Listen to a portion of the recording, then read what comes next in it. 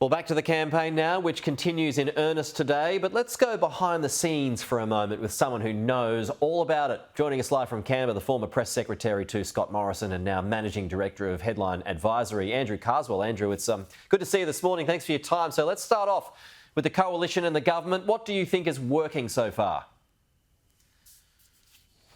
Well, Pete, it's been a pretty mundane start to the campaign so far. Slow out of the blocks from both leaders. And I think they're just trying to feel their way a little bit here. You've got a Prime Minister that's very much used to campaigning and is in that discipline already. And you have an opposition leader that hasn't been on the campaign trail before and hasn't faced the rigors of a campaign trail, which is important as well. So gradually just feeling their way. Nothing major in terms of announcements yet, but you'd call it probably a 1-1 draw at this stage. 1-1 draw, OK. So polls had Dutton ahead a few months ago, as we know, but it's steadily come down since then. What would you put that down to?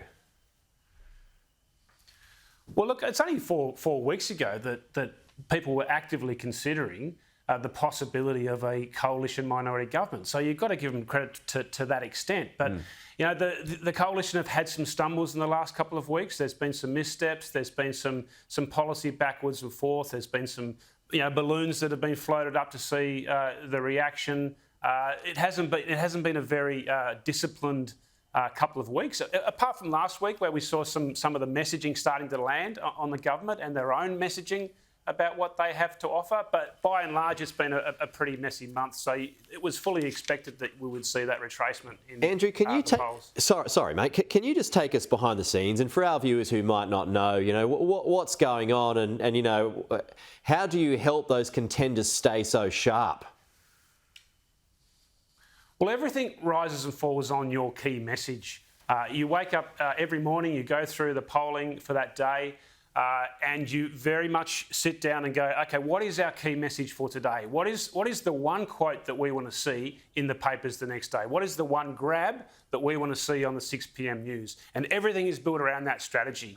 So you win the images, you win the day. You win the messaging, your vote goes up. Every day that you are off that message is a day that you are losing votes. So leaders try and protect that message at all avenues, and that protecting it from loose comments on FM radio or going too zealous on another issue. They have to quarantine themselves from those major kind of sidetrack moments and concentrate on delivering that one message. OK, yeah, you mentioned some slips from the coalition recently. There was one from the Prime Minister yesterday about teaming up with the Greens. Let's just run this. That I rule out, just to be really clear again, if you ask me, do you rule out governing in coalition with the Greens? The answer to that is no. No. I don't negotiate with the Greens. All right, so that's pretty small beer when compared to the bigger mistake on the cash rate that he made last time. But it's just an example. So how difficult is it to stay so sharp when you've got the glare of the cameras on you all of the time? Yeah, and I think this one particularly is a funny one too, because it kind of confirms what the suspicion that people have of Anthony Albanese. They know that he's probably going into minority government if he does win. So the Australian people know that he will have to do a deal with the crossbench to ensure that happens. So it just confirms that the suspicion that people have, similar to the last campaign where he stuffed up the cash rate. It confirmed in people that they didn't really trust him on the economy, and that proved to be correct. I think you make a good point, and we'll have to close here because I'm out of time. You make a good point on FM radio because, yes, there are the tough interviews, but then there's the lighter ones. And, Peter Dutton's come in for some stick yesterday about preferring Kirribilli over the Lodge. But I remember that one from Bill Shorten a few years back when I think he couldn't remember how long it took to charge an electric car. I mean, can FM radio backfire with those soft touch interviews? Oh, it certainly can, particularly in this day and age, particularly in a 24-hour media cycle. I mean, you just have to know which deliveries to hit over the fence and which ones to block back to the keeper.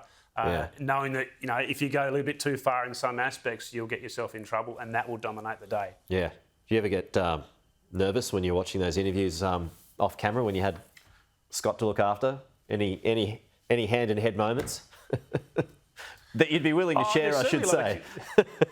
There's certainly a lot of communication that happens with the eyes in those moments. The eyes to stand directly behind the main camera, and I'd be communicating with Scott all the way through. So they're very, very tense moments because there's so much at stake, and you know that's what Peter Dutton's quickly realising this week. He's finding his feet pretty well, I think, and that they're big moments. All right, I've gone over time, but I found that really interesting, Andrew. Thank you so much, and we'll get you back on throughout the course of the campaign and check in, see how you think people are going. We'll talk to you soon.